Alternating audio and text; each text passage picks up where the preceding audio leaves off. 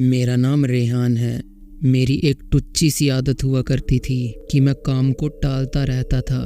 माँ ने मुझे दिन के टाइम बाज़ार से सब्जियां लाने को कहा, लेकिन मैं रात के समय सब्जियां लेने के लिए बाज़ार की ओर रवाना हुआ। बाज़ार पहुंचकर मैंने अपने आसपास ध्यान दिया कि रात होने के कारण बाज़ार में बहुत ही कम लोग नज़र आ रहे थे। मेरी किस्मत अच्छी थी क्योंकि अभी भी कुछ सब्जियों की दुकानें खुली हुई थी। मैं खरीदारी करने के लिए दुकान की ओर बढ़ने लगा। उसी दौरान मेरी नज़र एक इंसान पर पड़ी। वो इंसान बाजार के बीचों बीच मौजूद एक पेड़ के नीचे बैठा था। मैंने उस समय उस पर इतना ध्यान नहीं दिया, लेकिन शायद वो भी मुझे ही देख रहा था। मैं दुकान पर जाकर सब्जियां खरीदने लगा। सब्जियां खरीद कर मैं पीछे की ओर मुड़ा तो मैंने देखा कि वो आदमी मुझे अपने हाथों से इशारा देकर अपने पास बुला रहा है। मैंने पक्का करने के लिए उसकी तरफ देखकर बोला, मैं।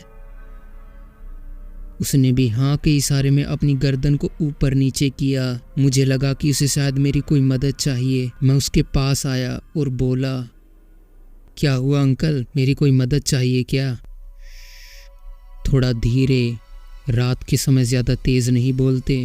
मैं तो उससे ज़्यादा तेज़ बोला भी नहीं, फिर भी पता नहीं उसने ऐसा क्यों कहा। मेरे पाँव में थोड़ी चोट लगी है और तालाब की दूसरी तरफ मेरा घर है। क्या तुम मुझे मेरे घर तक छोड़ दोगे?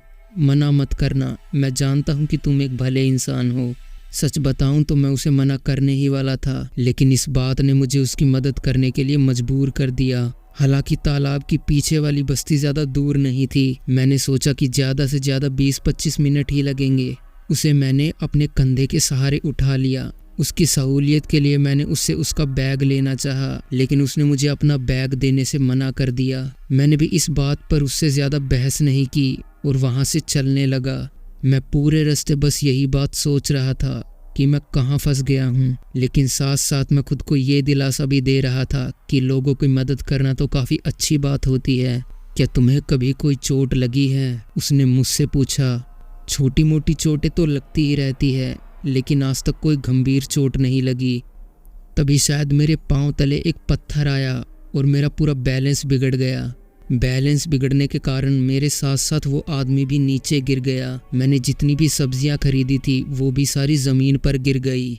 मैंने एक नज़र उस आदमी के बैग की ओर भी डाली। जब मैंने उसके बैग को देखा तो एक खून से सना हुआ बड़ा सा चाकू उस बैग को चीरता हुआ बाहर की ओर आ चुका था। उस चाकू को देखकर मेरा पूरा शरीर एक जगह पर मानो जम सा गया। मुझे अंदेशा हो चुका था कि मैं एक गलत जगह फंस गया हूँ। उस आदमी ने अपने बैग को उठाया और बैग की चैन को खोला। मैं देखता हूँ कि उस बैग में एक कटा हुआ हाथ मौजूद था।